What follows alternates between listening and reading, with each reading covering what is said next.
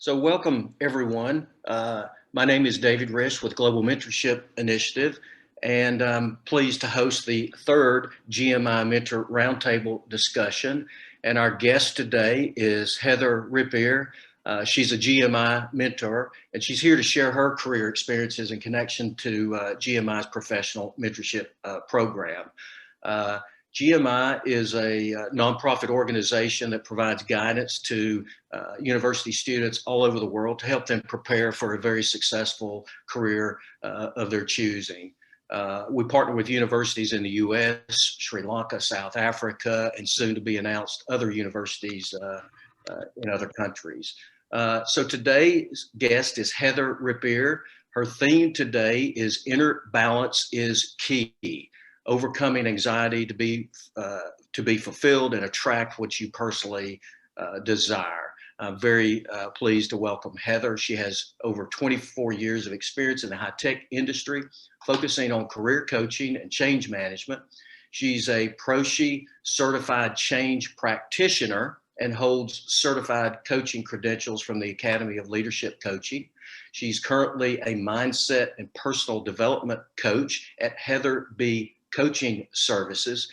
Love to hear the genesis of that name as we get started, Heather. I love the name of that.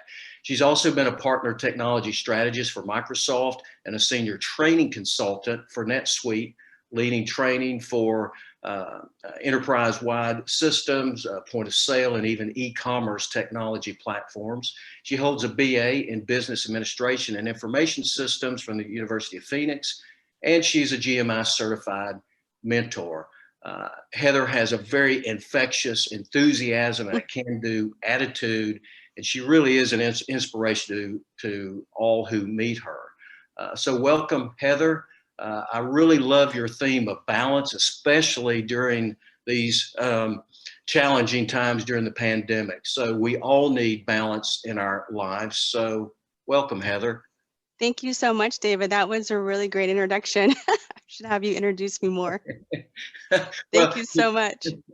You've earned it. So maybe give us a little bit of introduction about your career story and then move into, interestingly, how you've described yourself in terms of words and actions and thoughts that describe your personality and personally and professionally. Okay, yeah, perfect. So my career started pretty much, I kind of did a different route, but the outcome was the same, meaning I went to college and I got an internship. But I went to college at 26, right? So I started at getting my degree and I got my internship 9 months before I was graduating. So that was a huge step into getting that. How I like to see it is the career, the degree actually gave me the money, right? It actually gave me the paycheck. So my career basically was very aligned with my degree. So I was doing business analyst at first. So I started that was my internship. And I started to find out, what do I really like about this role? Because I was given advice from a recruiter to be a business analyst. I didn't know what I wanted to do. This is advice from senior people who have been out there. So I started to find, what do I like? And I liked the training part of the business analyst. And then that position ended. It was a huge layoff. And I ended up in another position where I was continuing to do working on the back of the application, but I really liked working with the people. I really liked being there and really helping them, because when you're dealing with a business solution system, which is what I was actually working on and eventually training on, you're dealing with people who are having struggle with change. They don't really know how to go from one system that they've been on for maybe 30 years and go on to a brand new system where everything is under one umbrella. So I just love that, being part of that ability to help them see the greatness of doing that, and that it wasn't a situation where they were being monitored. It was more so to help them become more efficient. So that was part of going from business analyst, continuing to do my business applications. I worked with Johnson & Johnson with LifeScan. I found out I liked training there. And then I got a phone call from NetSuite. And NetSuite called me and they said, do you want to be a trainer? And I was like, oh my gosh, this is what I've been wanting to do. So I jumped from business analyst to business applications to a trainer. I'm going to tell you how I did it. So what I did was I actually wrote a resume for a trainer. I had no training, no full-time training experience. And I put that resume on my career builder. Mhm. Didn't make it public, but I just knew that if I put that energy out there, I would get it. And sure enough, I got that phone call. They said, we wanted you to be a full-time trainer. We want you to train people on how to do business solutions. I went to the interview, had never been on stage, but I knew I wanted to be on stage. And I was in the interview and the guy was like, so why should we hire you? And I said, you know what? I know I don't have training experience and I know I don't have the technical experience, but I have the passion. I have the heart. And if you give me a chance, I know I can make it. And he hired me on that. And I was with that company for 9 years. So that was really when I started to realize what my love was, and that was training and then helping people go from A to B who were struggling with that change. And No, please go ahead. yeah, and so that position actually took me around the world. I actually lived in Europe for 7 months. So I got to travel all of Europe. I got to travel all of the major metropolitan areas in the US, Canada, South America, all over. So that was great. Paid free world travel ticket. And then when I came back, I was like, okay, so I've traveled the world. What's next? Then Microsoft came. So Microsoft was the next level because I actually created that as well. I had taken a Myers-Briggs and realized that I would be good in sales. And so Microsoft called me. I didn't go and ask for them. They actually came to me and said, hey, we see your skill set. We have this new business solution coming up. We want you on the team. So that's how I ended up with Microsoft, with them coming to me. And then Microsoft, I ended up getting my change practitioner certification with them because I was like, look, if I'm already helping people go from A to B and change, then I want to know exactly how change works. And through all of that time, through that time with NetSuite and Microsoft, I had gotten my coaching certification because I didn't even know I wanted to be a coach. I just knew I liked to help people. I just knew I wanted them to excel. I just knew that when someone got that aha moment, I was actually happy. So I wanted to be in a position that I actually was happy. And that's how I ended up rolling into this mindset and wellness advisor, because I was actually planting that seed throughout my career. At my last position after Microsoft, I pretty much said, you know what, I want to go full time to be a mindset and wellness advisor because that's my lane. That's where I'm happy. So that's kind of my background and my career, and a little bit about my personality and my actions. Okay, so I'm ambitious. Yeah. So I've had 12 jobs in my career because I was chasing the money, because I wanted the money. I got the money, right? So I hit that goal. I'm optimistic. When you're doing roles and you're changing different roles, you don't have experience in all those roles. So you have to learn how to roll with the punches. You gotta say, you know what, I have a can-do attitude. I might not have the previous experience, but I know I have the personality to come in and learn it and just crush it. So the optimism. And then also I have a growth mindset that when you get hit and knocked down, I stay down, but not that long. So I actually learned from that situation. What could I have done different? What did I do right? What do I not want to take with me? So using that, growing from learning experiences and just being consistently getting up, even when the hard knocks come. So that's a little bit about what drives me. Oh, that's great. I feel like when I'm talking to you, I could take an encyclopedia of notes.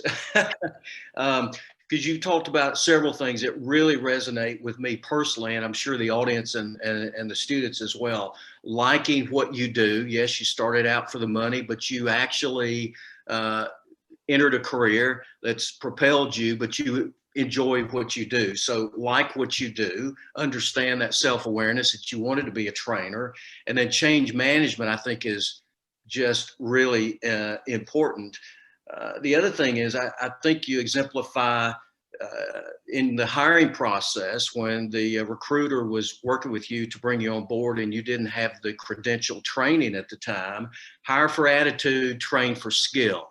If you get that right attitude, and there's the capacity to learn and the opportunity to learn, you can get there and fulfill your dreams that way. And I think your intuition, you've described yourself as very optimistic and persistent, and this growth mindset has certainly propelled you well. So connect your college experience. How did it inform and impact your career? So like you said earlier, so I ended up with a dual bachelor's, business administration and information systems. So, Mhm. knowing the business and also in the high tech world. So my internship really coupled me with that process because I started out learning the back end of the business solution, which then my love was being part of the front end. So I knew both sides of the application. And so I was teaching clients around the world how to not only use the business solutions, but how to use it to their benefit. So how to run your entire business on one application, and eventually it morphed from being in the cloud. So now we're in the world of the cloud, but I've, just kind of aged myself. I've been before when we had everything in-house, when we had our servers in-house. So I've been able to evolve with that. So Okay. that my career aligned perfectly with my degree because I went after it with my internship. So it was a dead on solution. It was a dead on connection. That's great. So I know you're passionate about mentoring and mentorship in general. That certainly is evident in your career choice, training, you're mentoring colleagues. What drew you to GMI? And I know that you had already connected with a mentorship program, and GMI just really, you connected very well with GMI. Talk about that connection, if you would. Yeah, definitely. So like you said, I did connect with someone else, another mentorship. And again, it goes back to when I know what I want, I put that out. Last time, I knew I wanted to be a trainer. I put out a resume that had no experience. I knew I wanted to travel the world. I got a position I actually had a dream that I was going to have a bunch of passports, and then I get a call from my Wow. manager to travel the world. So Wow. GMI, I was already wanting to mentor first generation college students. And when the original um, mentorship didn't work because they were over capacity of coaches, I just knew I wanted it, and John came to me. So I'm going to tell you, my career is people coming to me because I write goals. I've been writing goals since I was 19 years old. So I do believe in putting goals up on the wall. I do believe in, like my title, manifesting those goals. I've done it since I was 19 years old. So I didn't have to search for John. John came to me, and I knew immediately when he sent me that email, I wanted to do it 100% because I was already on that trajectory. So it just happened because I really feel like the goals help, and then the processes that I do, which I'm going to share with you guys eventually, will bring you what it is that you want. Yeah, I really like that. And I think that is concrete encouragement for the mentees, the students who are listening to our conversation, um, because your career mirrors my career. I get the next phone call, but you got to put yourself out there, do a good job in your first endeavors, and things will come to you. And you can match that what one likes to do with what the opportunities are out there. So you talked a little bit about Myers-Briggs. I've also gone through a Myers-Briggs assessment. You may or may not want to identify your personality profile, but I'm interested in your description of your leadership style because you have so much self-awareness. And how would others describe your leadership style? So my leadership style, I can talk about, just with my clients, right? And what I did throughout corporate America and even with my coworkers. I really empower people to see their greatest, and I can actually hear what they're struggling with and actually reframe it for them or help them reframe it to provide them that empowerment. And I really believe that things came to me. The reason why I was able to have people call me or things happened was because I was really moving towards having balance in my life. So I inspire people to have balance because when you don't have balance in your life, and you're not calm and there's a lot of chaos, it's really hard to really focus on what it is that you want to, what you want to create, what you want to have, come to you. So inspiring balance as well, teaching and leading people on how and what that looks like, not just say have balance. I actually have tools on how to do that. Yes. And then just naturally motivating people to be their excellence, because I think that when you're positive, people actually are drawn to positivity more so than if you're telling them what they're doing wrong. We all know what we do wrong. We don't need someone to tell us that. But it's very rare that someone actually gives us a compliment. And I think compliments really make a big difference. That really inspires us and motivates us to be the best we can be. So those are my styles. Yeah, I like that. I think it also helps to focus on strengths as opposed to weaknesses. And then you can channel kind of desires and wants and personality and those strengths that are identified into that career. In my career and just life, I've had plenty of surprises, and I'm happy about those surprises. I wouldn't change anything other than if I've been unkind towards individuals, but surprises and forks in the road and changes have led to an interesting life. Talk a little bit about any surprises you've had, because you're very resourceful. I am very resourceful. So I had that already under my tool belt, but I didn't have a growth mindset. I had to learn to have a growth mindset. So, when for example, the business analyst role, I got hired as an internship because I had the work experience prior, because remember, I went to college at 26. And then also I had the degree. So, but I was doing things I had never done before. So that was a stretch. It stretched me. It actually pulled me out of my comfort zone. And so I really can look at my career and realize I think a lot of my roles stretched me, even though I had the, quote unquote experience. I still didn't know how that particular job was and what I needed to do with that particular job. So I would say all of my jobs that I got hired for, I had to have a learning curve. So everything was a surprise. And that's where the growth mindset and the optimism comes in, because when you hit those surprises, then okay, this is a surprise. You might experience anxiety because you're not quite sure what to do. And that's where the whole inner balance comes in, where you can learn to calm yourself to then become more resourceful. Because when I realized when I was calm, I was able to ask for help. I was able to reach out to my network. I was able to leverage what the company had. I was able to research. Like you said, I'm very resourceful. And I was able to learn how to work smart and efficiently.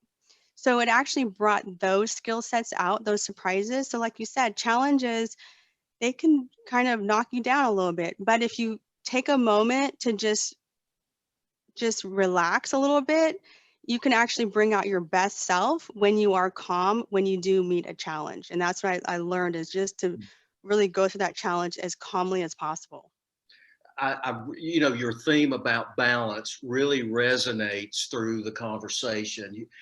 You're very undaunted, and then you talked about your comfort zone and the need to have that balance. I know in my own life, what I have done as a little practice is I intentionally have placed myself in uncomfortable situations and practice being a little bit uncomfortable, stick my toe out a little bit further. And now I'm involved in scenarios that, as a 10-year-old child, I would have been very uncomfortable, or as a 30-year-old adult, I would have been uncomfortable. So practice that uncomfortableness, but also balance. At least me personally in my life, I'm very emotional. My wife is emotional, but she's the more balanced of the two of us. So she helps center me in our relationship. And I've taken her guidance and balance mentoring in our relationship into the workforce as well. I've got a lot to learn, but the balance, that's something I'm going to take away from this conversation to practice more of that. So thank you. You're already mentoring me. So thank you, Heather. That's really good stuff. So talking about balance and judging, if you will, of ourselves and others, how do you select potential employee candidates? So, number one, so let's go back to the story about when I went to that one company where I had no Yeah, experience in training and no experience in the technology, the accounting piece of that solution, just the passion. When someone has that passion and they're communicating that they have that passion, I look for that because I know that passion is going to drive them regardless if they have the full-on experience. And then also, someone who's honest. You want someone who's got honest intentions, who wants to work as a team because you guys are all building something as a team. So I think honest intentions are really important as well. And then things happen in the workforce. You oh know, yeah, not not everything is perfect, but when people take responsibility, but they turn that responsibility into how can I now solve it versus, blaming who did this, who did that. Taking responsibility actually helps it actually helps build a closer bond with that team and that person, and then you guys can move together very quickly to create a solution. So taking responsibility and just having someone matching their words and actions. So if they say they're going to do something, then they're communicating when they're going to have that project completed. I was really big on making sure that if I said I was going to do something, I was going to produce what I was going to produce because it creates trust between you and your teammates and your your colleagues, at work. And then also people want to work with you more. So I look for those different things: honest intentions, yes, words matching their actions, taking responsibility. And also what's really huge is when someone says thank you. yes, It makes a big difference. It goes a long way. yeah. You've I think that's a comforting message. And what I try to tell employees is no one gets in trouble for mistakes unless they're character or ethical issues. Uh, Take responsibility. We're going to get through the mistakes, but own it, and then we'll get through that together. So I think that message is a very comforting message to allow employees, like you said, reach out and make some decisions and push that comfort zone out without fear because you got the support of your team members there to persevere. And I Talk. don't I don't Yeah, really I don't really look at them as mistakes. I look at them as learning lessons. Because yeah, just being brave enough to go out there and do something that you've never done, that's a huge trait. Just that boldness and braveness is really yes. And sometimes mistakes lead to further insight, further right? insight. Yeah, definitely. So, what is your? I love to interview people. So, what is your favorite interview question to ask of employee candidates? Okay, so I got asked this question from a manager, and I asked this question when I hired people, Yeah. because I really wanted to. Yeah, you can look at their resume, you can see what they've done, you can talk about their experiences, but I really want to know who or what made the biggest impact in their life and why, because then you can get a little bit of a peep into who they are on a personal level, and that really shows you what drives them, what motivates them. So, who or what has made the biggest impact on your life and why? So, would you give us a peek into who's made the biggest impact on your life? So my sister has made the biggest impact on my life. I actually have my own personal coach and she knows me the best. And I mean, she's helped me ever since she's 9 years older than me. So she's basically helped me through growing up, how to be a woman. And she's really career oriented. So she was always asking me, what is your dream job? What is your dream job? Because I was raised in a generation where we didn't talk about dream jobs. We didn't talk about what do we like. Now this generation, they go to school and they do what they love or what they like. So she was constantly asking me that. So she really, I actually talked to her before I got on the call today. So she's just really been a huge inspiration, not only in my career, but in my personal, in how I want to appear and how I want to present myself. So I talk to her probably every day. So she's the biggest impact. She was the first person that really took me under her wing at a very young age.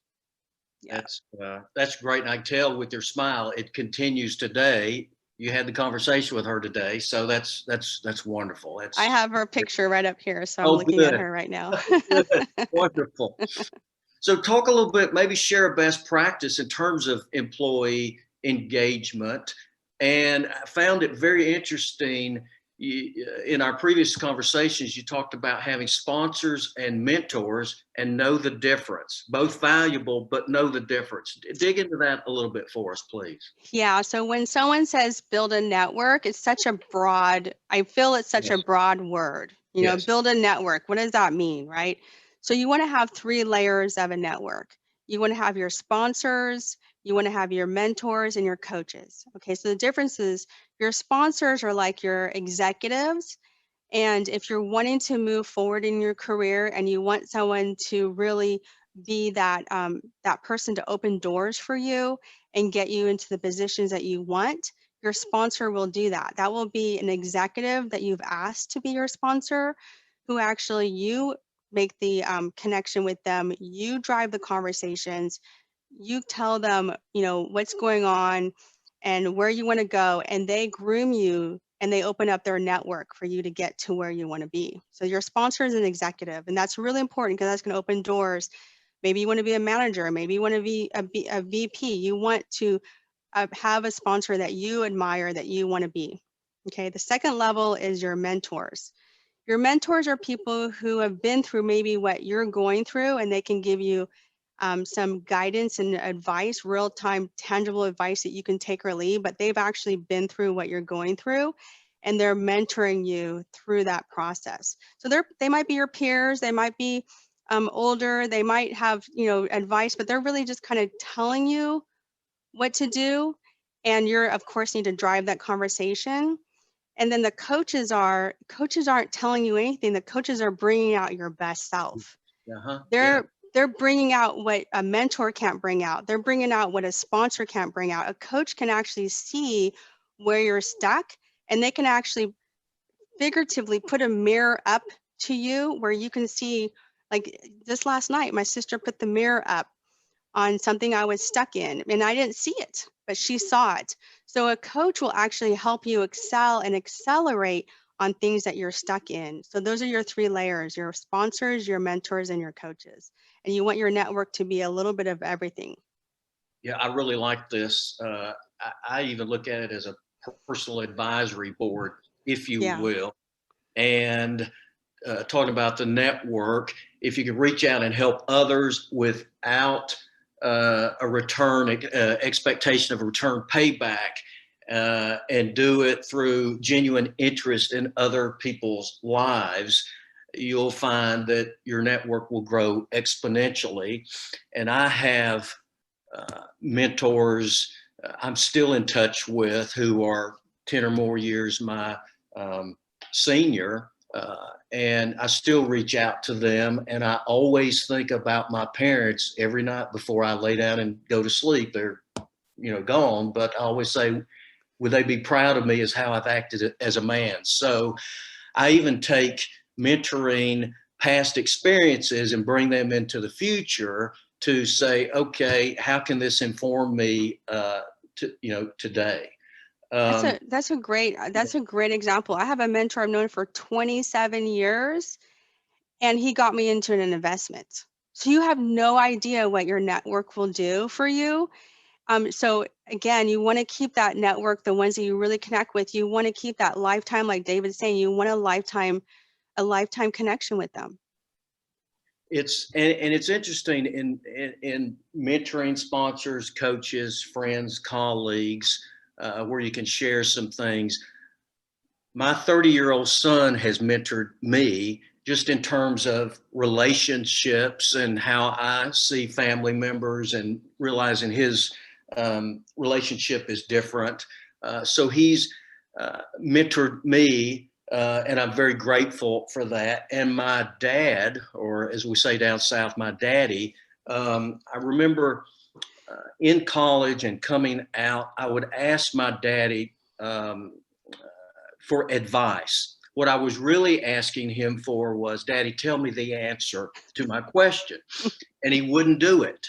it was brilliant on his part. And what he was telling me was, do what you like. My job as a parent is to help you develop options, focusing on your strengths. He never said, I'm not going to tell you, or I don't know the answer. He nuanced the conversation that brought a little bit of frustration internally into me, but that frustration powered me through interesting and surprising decisions and experiencing. It was brilliant on his part to not give me the easy answer. And he would always say, find out what's right for you, David.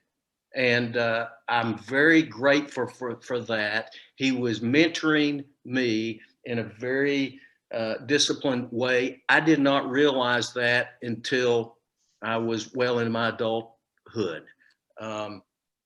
Yeah, it's powerful conversations. Very powerful. Yeah. I mean, a mentor can become a coach too. I see your daddy as a coach. Yeah. Because he wasn't telling you the answer. A mentor will tell you the answer.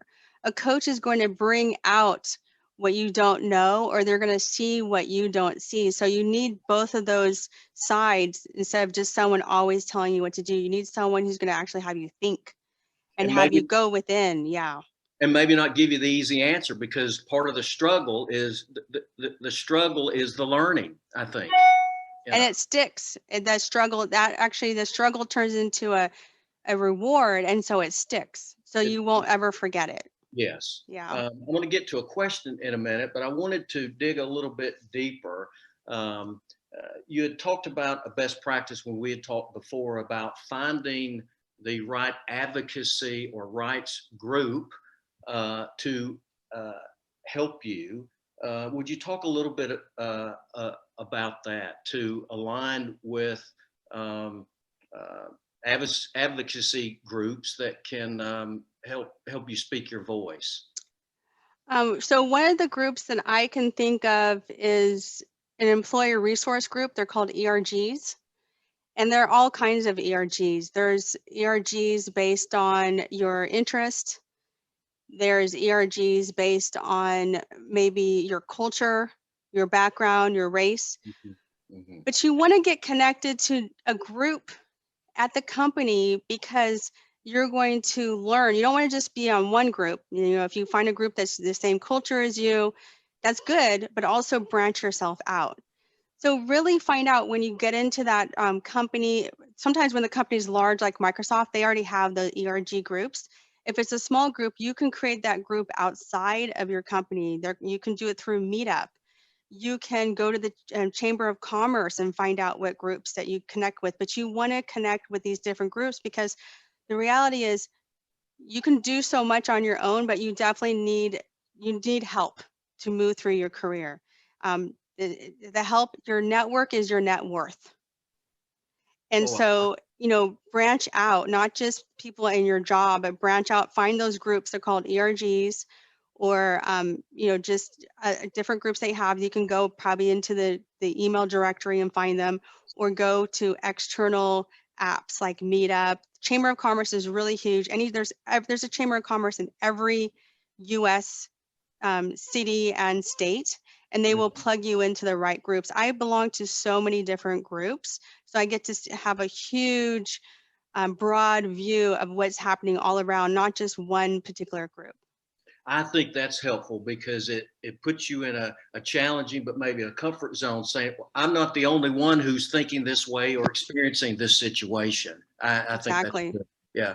So we've got a call, or rather a question coming in from DeConzo Peter. And so he said, DeConzo says, thank you, Heather, for the amazing experience you've had in the course of your life. It's amazing to see how a big company like Microsoft would approach you because of your skills. What can someone do to stand out in places where the job market offers less than expected? What are the strategies needed to excel? That's a really good question. So I can tell you what strategies I did to excel. I'm constantly learning. I'm constantly, like David said, I'm resourceful. So resourceful is one, right? So you find articles, you find things you need, But when I find something I'm really passionate about, I learn it. Like yes, I have my 2 degrees, but I went and got certifications. I went to school to learn how to be a change management practitioner and a coach. I do volunteer work, like I'm working with GMI volunteer.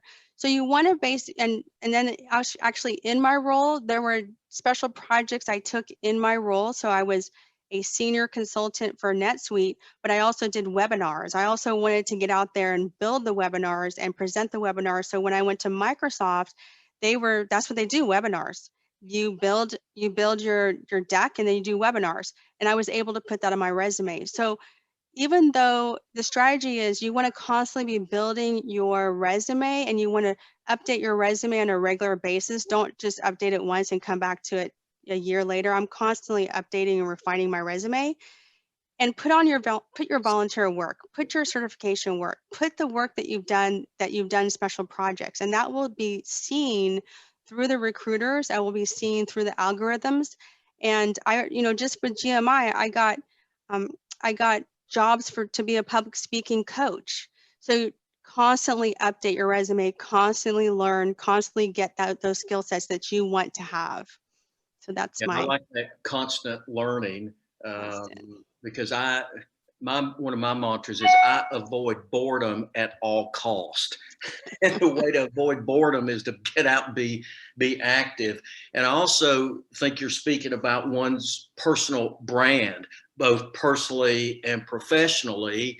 And I think they really should be supportive as holistically how we present ourselves.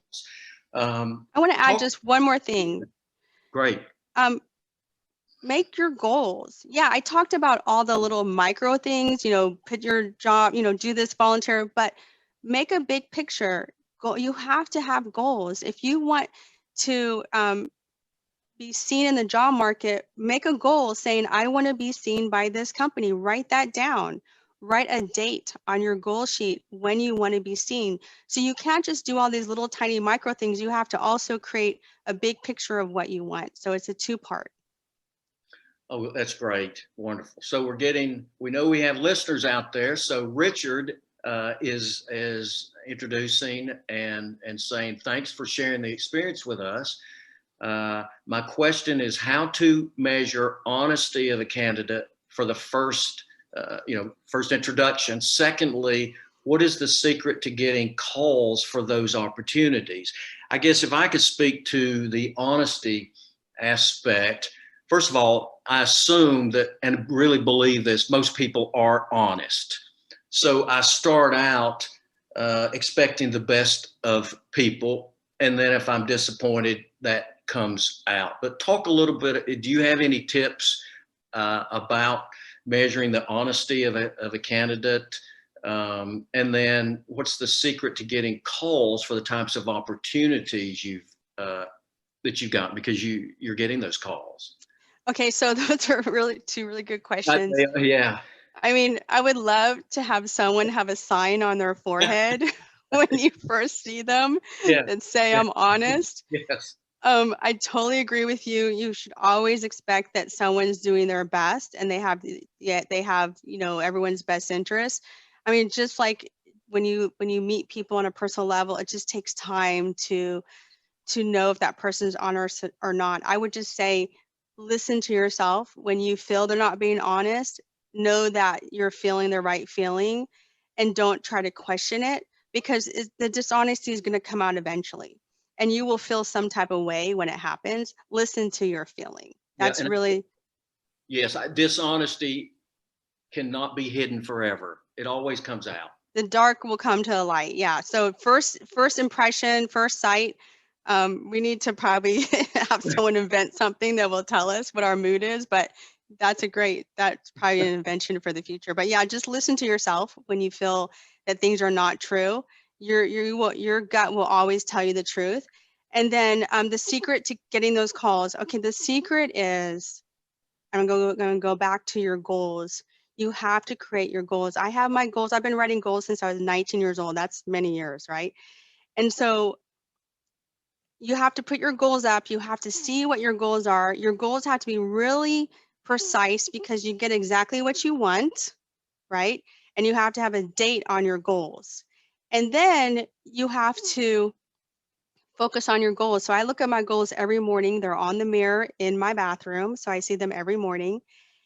And every morning and every day, I just say, for those of you who can identify with me, I just basically just ask. I just ask a question. What do I need to do to get to my goal?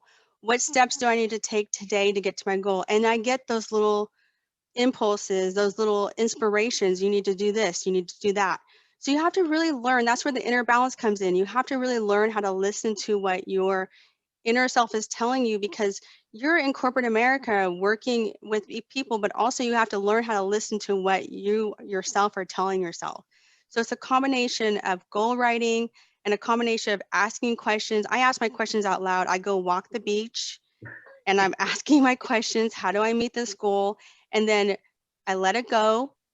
I start my day, and then answers start to come to me, because I truly believe in my goals. I truly believe that's what I want to, hit. And if I don't hit the goal, I just adjust. I just am flexible to move my goals around. So that's. I like that. It's beyond a wish list. It is a goals and to be written down. And I like the fact that now I know I'm not the only one who talks to myself sometimes. Yeah, it's okay to talk to yourself. We all do it, right? We all do it. And we all have the ability to get the answers. When we quiet our mind, the answers will come. Just believe and trust yourself, and just know that you're going to hit it. When you start to worry and you have anxiety, that's when you block, that's when you can't see what's happening. That's why it's so important to have tools and ways to really calm yourself, so you can hear those answers, because they will come when you ask the questions. Yes, very, very true. Yes, very true. So talk a little bit about, you shared with me some of your life struggles and experiences and resulting lessons that you've learned. Okay, so there's a lot of lessons, but I'll pick some of them that I really think are going to make a huge difference. So I wasn't given tools on how to be financially successful. Okay, remember, my goal was to chase the money. I got the money, but I didn't know how to budget the money. Okay. When you're making good money, you pretty much think, oh, I can buy whatever, which is fine, right? But for me, if I had some financial tool on how to budget what I was making, I'm sure I like to have the opportunity to walk away from something if I want to. And by having that financial tool to budget your money and pay yourself a little bit every paycheck, you have that freedom. You create freedom that when you're ready to move to another position, or you're ready to start your own business, you've already created that nest egg, because you've budgeted, you're making good money. You can save a lot of money when you make good money. So that was one thing, is being able to know how to budget. So now I have an amazing budget, which I shared with my mentor. So I have an amazing budget. And then another thing I learned is you're not really taught how to manage your mental well-being, because everything is go, go, go, go, go. We need this, we need that, we need this, we need that. So one thing about corporate America is that no one will create your boundaries. You have to create your own boundaries. And so Yes. I've learned that when you're saying yes to everything at work, you can really drive yourself into exhaustion, right? You can say yes in a really nice, polite way, but you can say yes and build boundaries around that yes. So if someone needs something right away and you're already working on a project that's already top priority, then you want to ask them, okay, do I need to continue working on this project or that project? So create questions, start asking people questions, so you don't have all these projects that need to be done all at the same time. So create your boundaries around when you look at the email, because you could be looking at email all day long, all weekend long, and you don't have any time to relax. So I know when you get out into the workforce, you're excited, you want to be your best, you want to show that you have a can-do attitude, that you're always there, but you also want to maintain that balance, because if you're always available, even on weekends and after hours, it's going to eventually wear on you. So learn how to have some some time for yourself so you can have some mental wellness to relax. Because remember, when you relax and you calm your mind, you are your best self. You're more productive, you're more creative, you're producing better. And No, please go ahead. yeah, and then another thing I learned is coming out of college, I had this habit of procrastination. I would do everything at the last minute. So I brought that into the workforce, where if you gave me a project, I wouldn't complete the project till maybe down to the wire. So that also creates stress. Learn how to do a little bit every day for that project, even if it's just thinking about it. Because if you have multiple projects you're working on, you wait to do everything at the last minute. I remember I met someone at Microsoft and we were supposed to team up. And he's like, oh, I don't need to do anything in advance. I do everything at the last minute. That's going to create massive stress. So learn how to do a little bit every day to get to your end goal. Yeah, I practice that. I can't fake it, and I need to practice things, and practice takes time. And also, I think in terms of organizational clarity, working for corporations, I like this concept of boundaries and definition. I tell my employees, you got to learn how to say no, but you got to do it in the right way with an organizational clarity or design model. So you're not just saying, no, I'm not here to help, but you're saying, no, this function, this activity is, according to the organization, resides over in this other area. So it's a question of having the right attitude, but it's also addressing functional and activity areas in the right place organizationally, and moving away from activities that set your day to what are the substantive steps, going back to goals that will move you and the organization forward. And it's a challenge in I personally do not believe in multitasking. I think it's humanly impossible. All you're doing is micro flipping from one thing to the other. That's my own personal view. The other thing I do is, now it's been a year since I've been in a plane. I never open a laptop on the plane. And I look around and I see people getting ready for meetings. They're working on a PowerPoint. They're doing this, that, and the other. Not me. I open a moleskin book. I have a paper. I have to have space, quantity of time, not quality of time, but quantity, to allow things to come into my mind. And by the time the plane lands, I've jotted down a half a dozen ideas, or I'm sleeping or listening to rock and roll music, but I'm not stressed. And I'm learning how to say no by giving myself that space to allow other things to come into my mind. It's just my own personal technique that, I can't fake it, and I can't do anything without multiple practice sessions. It's just me. I agree with you on the multitasking. I agree. I came up with that same conclusion. Because that's what I came in the workforce. They said multitask, and I realized, wait a minute, when it's got big projects, it's really multitask you have to just take time out for that one project and then move on to the next project. So you allot time. I actually have a little timer that I time on when I'm going to do this project. Oh, yeah.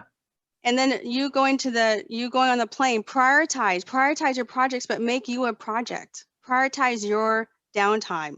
Because if you're always working and you're always in work and your brain's always turned on, you're not going to be your best self. Like David said, you're going to be fumbling. You're going to be making those little mishaps that you didn't really want to make because your brain's so exhausted. So you have to put yourself in that boundary and say, you know what, like after this call, I'm going to go for a bike ride before I get to my next client. So build in that time. You have to balance both your work and your personal time. Yes, great. I just love that. Let's see what we have here. I'm just looking at questions. Okay, so Elodie is asking what to do to be allowed to be tested of your abilities when your application is not successful. So maybe there's a profile, concrete skills, you're rejected from the application. I think it's okay to ask how the candidate was selected and what one can do. What can I do to position myself so I'm um, um, an ideal or possible candidate for the next opportunity or job? I think it's quite all right to do that. I think a lot of young people come into maybe the conversation about employment not feeling like they are an equal partner in the conversation or negotiation table. I know I felt that way. Just give me a chance. I'll do anything. I just want to work. Just help me get started. I think it's quite all right, and it shows some deeper thinking. Thank you for the opportunity. I understand I was not selected. Would you mind giving me some advice as to what skill sets or things I should do to better position myself next time? It shows continued interest. It shows that you want to continue to learn, and you may find out some really good stuff that can help you. What do you think? I totally agree. I mean, I follow up. I'll follow up. I'll ask him, just like you, I'll just use the word, can you give me some feedback on some insights on what I could do to help, like you said, position me for the next opportunity. Totally valid. Sometimes you get an answer, sometimes you don't, but just putting that out there, eventually you'll have someone that will give you that feedback if you're in that loop, because it just shows you're coachable, and they'll remember that, and they'll keep you in the queue. The next time something opens up, they're probably going to look at you next. They want to hire people that are coachable, and that's a really good trait to have. Oh, yes, I firmly believe in that. Absolutely. Mm-hmm. Talk a little bit about your longest or maybe some learning curve challenges. Where you talked about living in a world where there's some support and then there's lack of support. Bring in that concept about challenges and reaching into that support network. Yeah, so definitely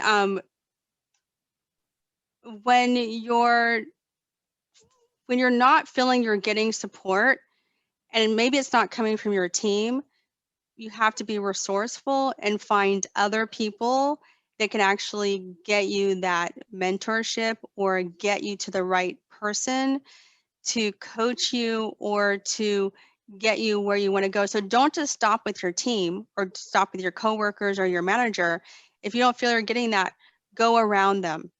I've gone around people to get the support I need. And then actually what happens is that those people become your champions, and they can actually, just through, conversation with your coworkers, they'll just talk about how great you are.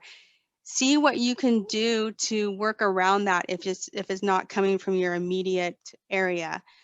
Don't be discouraged. Sometimes that's easy to because you might have expectations that, okay, I work on this team, I work with this manager, how come I'm not getting what I want? Sometimes it happens, but go on the outskirts. Don't stop. Pick yourself up and just keep on moving. And if you find a team that you want to work with, have them groom you to get into that team. So just keep keeping your options open, and don't get discouraged and stop. The worst thing you can do is stop. The number one ingredient to success is never giving up. That's it. If you just never give up, you're going to hit those little blocks, but then pick yourself up and brush your kneecaps off and get up and just think about what's another ask, ask the question, what can I do next? Who can I talk to next? And wait for the answer to come, and you'll get those answers, or people will just come to you. I like that. It kind of circles back around to your life philosophy about balance. So talk a little bit more about your life philosophy. So, okay, so one of my goals that I wrote Yeah. was peace of mind and balance on my goals. And I kept rolling that every year because I just didn't know how to get that. Because in school, we're taught how to learn, how to be, school teaches us how to finish a project, how to go all the way through. School gives us a certain degree, but they never really give us life skills on how to manage our life when we get into the workforce. So balance became a goal for me, and I realized over time that I'm naturally balanced. I'm actually coming into a world that's so much is going on and so much chaos. So how do I get back to my natural state? So my philosophy is how do I get back to that? And I realized that when I got back to my own inner balance, where I was doing different tools to do that, I was actually crushing it at work. Crushing it, meaning I was just like, just my productivity went through the roof. I wasn't exhausted.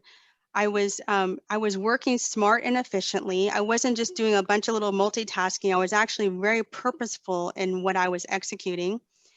And I learned that bringing in the technique of just slowing down and calming my thoughts, I did that through one of my philosophies is breathing. So before I got on this call, I did a breathing technique, right? Just to calm my mind. So I had a little bit of nerves when I started the call, but then I was able to calm my mind. So just creating that technique to do that when you're in work and so much chaos is going around you, my philosophy is breathing and just pausing for a moment, not always feeling like you have to be on the go, just taking a moment to pause and breathe. It will bring clarity.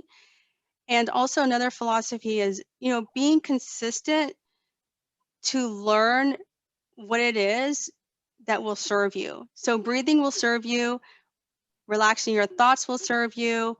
Knowing that you need to take time for yourself, making yourself a priority will serve you because you're going to be able to be more efficient at work. I don't know if you've ever met someone who's constantly going, constantly talking about their job or constantly talking about what's going wrong. You can tell they're high anxiety and they're just not thinking right. So my philosophy is slow it down, really, center your thoughts, be consistent to learn how to center your thoughts because you're actually going to have a much more productive and successful career and life.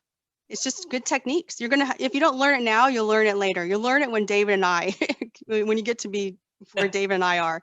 So start now or wait till you get to our age because what I'm telling you is going to come up in your life. You're going to want to figure out how to get balance sometime in your life, if it's now or later. I think this is critical. It's a great theme. I feel almost cheated that I didn't know you 40 years ago because if I could give my younger self advice, it would be worry less and take more risk. It's easy for me to say that to myself now, but hearing that message about inner balance, as I say the word, maybe you can see I'm closing my eyes right now. So, what advice would you give your younger self? Okay, so the advice I would give my younger self is don't ever attach yourself to a person, a company, an organization, or a project. Really commit yourself while you're in your career to learn about, who are you, how to live in the moment, how to be present. I have this little thing right here that says be present. I wear this around my neck when I'm at work. So be present and I touch it, right? So how to be present in the moment and really believe in what it is you're doing. What's your mission that you're doing at work? What's your calling? What's your purpose? Attach yourself to who you are, being present, and your mission. And this will actually keep you in your power, in your peace. So don't worry about what everyone else is doing. What is it that you want? Where do you want to be? What's your mission? What kind of impact do you want to make? That would be my advice to my younger self. That's great advice for me and my older self now. So, so do you have any closing advice for the student mentees pursuing their career goals? Yeah, definitely. So, going back to the very beginning of the call, I really remember I was focusing and chasing money. There's nothing wrong with that because we need money to live, right? That's our tool. Money is a tool. But also, if that's all you're focusing on is making money, which is what I did, was just focus on that, other parts of your life are not in balance. So when I left my last job in corporate, I actually, within 2 days was flat on my back because I had so much pain in my body because I spent so much time chasing the money. So something is going to suffer if that's your only focus. So find a way to balance that. Okay, yes, I want the money. Yes, I want to make myself a priority. Yes, I want to learn how to be more centered and balanced and have a much more healthy mindset, which will empower me, my workforce. Bring all that into the work, into your area, because it's going to help you with your career, with your relationships with your family, with your relationships with your friends. Bring all that into the works. And the way you can do that is really simple. Learn how to breathe, because we actually, when we're experiencing anxiety or stress, we stop breathing, or we breathe very shallow. When I get stressed out, my nose, I realize my nostrils close up, get real small. So I have to breathe deep. So breathing is just a huge simple technique. And then go outside, take your shoes off, put your feet in the grass, put your feet in the sand, in the by a tree, because just to ground yourself. So just get connected with nature. Believe it or not, when you go into nature, you actually are happy, and when you're happy, you actually attract things to you. So get yourself out in nature. Don't always be sitting at your desk. Don't always be in front of the computer. And also, um, you know, be thankful. Appreciate where you're at and appreciate where you want to go. So those are just 3 little things. Of course, there's so many ways, so many other techniques you can do, but just to get you started, learn how to breathe. I have box breathing. You can look it on YouTube. It's called box breathing. It's really simple. Ground yourself, put your feet, take your shoes off, go into the grass, go into the sand, touch a tree, and then just create a gratitude journal. And that will just start to uplift your attitude, and you'll just have a much peaceful, successful career by bringing all that in to your mix. I like that gratitude journal idea. So as we close here, uh, tell us about the name Heather B Consulting. I'm intrigued by that. So when I was 15 years old, I got the nickname Heather B. My name is Heather. So Heather B was a nickname given to me in Atlanta, Georgia. Okay, So it stuck with me ever since. So that's my nickname, Heather B. great. That's wonderful. It's a great name for a consulting firm. This has been really enjoyable. I've learned a lot, Heather. I know from the audience, we received great questions and answers. I love doing this series, and thank you so much. And I'd like to thank everyone else for joining the conversation. And stay tuned for more GMI Mentor Roundtable discussions. Thank you so much. Thanks for Thank you. having me. Thanks, Yeah. you guys. Thanks for the questions. Hey, thank you, Heather. Thank you, Bye-bye. everyone, for joining. Bye. Thank you.